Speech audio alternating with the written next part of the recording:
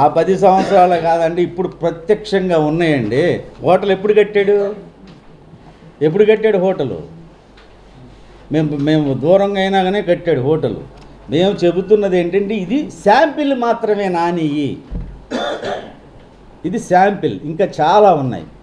అవన్నీ ఒక్కొక్కటి కూడా ప్రజల ముందు పెడుతున్నాం. ప్రెస్ ముందు పెట్టడం అంటే అది ప్రజల ముందు పెట్టినట్టు. ఈ డాక్యుమెంట్స్ నీకు దమ్ముందా అని అడుగుతా ఉన్నాను. నువ్వు దీన్ని కాదని చెప్పు. నీకేమాత్రం దమ్ముంటే ఈ కాదు, నువ్వు చేసిన ఆరోపణలన్నీ మేము కాదని చెప్పగలిగేటువంటి ఆధారాలు మా దగ్గర ఉన్నాయి. ఎవడన్నా బుద్ధున్నోడు 3600 కోట్లు చిన్ని గారి దగ్గర ఉన్నాయని చెప్తాడండి? నువ్వు ఇసుక దందా అంటాడు, మట్టి దందా అంటాడు. నువ్వు గత 5 ఏళ్ళు ఎంపీకి ఏడ్చావు కదా జగన్ రెడ్డి గవర్నమెంట్లో. ఆ మట్టి దందాల గురించి, ఆ ఇసుక దందాల గురించి నువ్వెందుకు మాట్లాడలా? నీకు వాటా ఉందనే? అప్పుడు లేని ఇప్పుడు జరగట్లేదు. ఇసుక ఫ్రీ, అసలు గ్రావెల్ ఆపేశారు. జగన్ చేసిన పాపాలను వెలికి తీసే పనిలో ప్రభుత్వం ఉంది. ఇవాళ లేనిపోయిన ఆరోపణలు చేస్తే ప్రజలు నమ్ముతారనుకోవటం చాలా పొరపాటు. ప్రజలు చైతన్యవంతులు. 2,85,000తో గెలిచాడు చిన్ని గారు. 2,85,000 పట్టును కొడితే మళ్ళీ కోలుకోలేని దెబ్బ తగిలింది. రాజకీయాలకు దూరంగా ఉన్నాను, నేను ఇక రాజకీయాలే మాట్లాడినని చెప్పిన పెద్ద మనిషివి నువ్వు తాడేపల్లి ప్యాలెస్ డైరెక్షన్ ఇంకా నువ్వు అమలు చేస్తా ఉన్నావు. ఏం పీకలేరు, నువ్వు పీకలేవు, మీ నాయకుడు కూడా ఏం పీకలేడు మమ్మల్ని.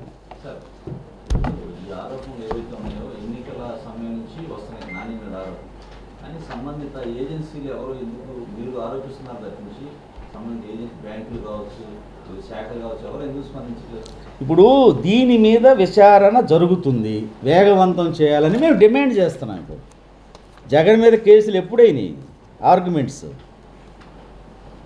వాళ్ళు ఎందుకు సమయం తీసుకుంటున్నారన్నది మేము ప్రశ్నించకూడదు.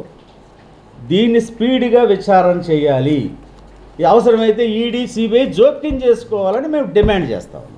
ఉద్యోగాలకి జీతాలు కూడా ఇవ్వలేదని చెప్తున్నారు. ఎవరైనా మీకు ఫిర్యాదు చేశారా? ఒకవేళ చేస్తే లేబర్ డిపార్ట్మెంట్ మీ స్టేట్ గవర్నమెంట్ అండర్లోనే ఉంటుంది. ఏమంటే నేను ఆఫీసులో కూర్చున్నప్పుడే 100 సార్లు వచ్చి ఆఫీస్ ముందు ధర్నా చేశారండి. వాళ్ళు ధర్నా చేస్తుంటే నన్ను పిలిచేవాడు. నేను మహాభయస్తుడు అయిందండి. అసలు ఇంకో మాట చెప్పాలంటే కొన్ని మేము మా విఘ్నత అడ్డొస్తుంది, మా సంస్కారం అడ్డొస్తుంది, కొన్ని మాటలు చెప్పకూడదు. ఇండియన్ ఓవర్సీస్ బ్యాంక్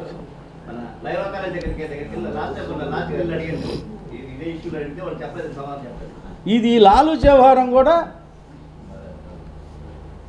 ఇవాళ ఈడీ ఖచ్చితంగా ఎంక్వైరీ చేస్తుంది. ఇది నేను చెప్పాను కదా, ఇద్దరు గురువు శిష్యులు. ఆయన గురువు జగన్, ఈయన శిష్యుడు.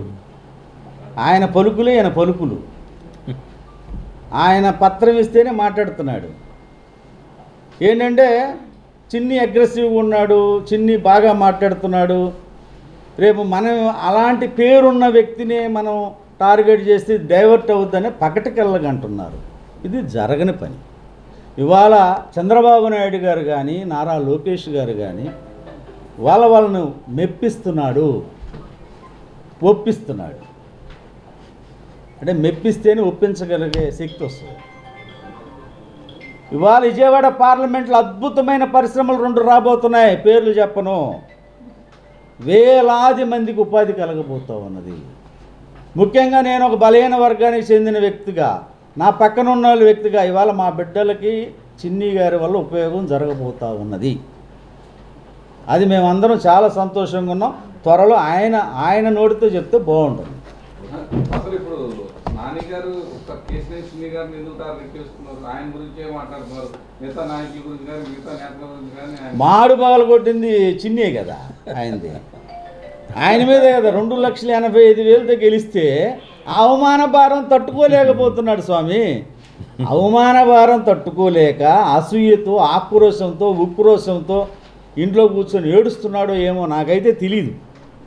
ఇక ఏదో ఒక రకంగా గ్యాస్ రిలీజ్ చేయాలి. ఆ రకంగా ఇవాళ రోజుకు ఒక ట్విట్టర్, నీ దమ్ముంటే ట్విట్టర్ ఎందుకయ్యా, నువ్వు ప్రెస్ పెట్టు, రా ప్రజల్లోకి రా, ప్రెస్ ముందుకు రా. ఇంట్లో కూర్చొని పొద్దున్నే లేచి సెల్ ఫోన్ పట్టుకొని ఒకటి పెట్టగానే అది ఎంతోమంది చూస్తారు, ఏదో అనుకుంటారు, ఏమనుకోరు. నేను అసలు తీసేసిన తాటికై నువ్వు